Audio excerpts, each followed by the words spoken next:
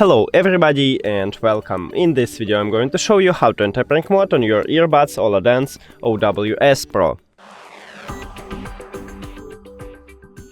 So, if it's your first connection, just open the charging case and it will enter to prank mode automatically. But if you wanna connect to the second device, just put it to the charging case. As you can see right here, I have connected with my first device, and then press and hold for 2 seconds both of these buttons on your earbuds until you can see the LED light what flashing. Here we go. Right here we can see this LED light and it starts flashing.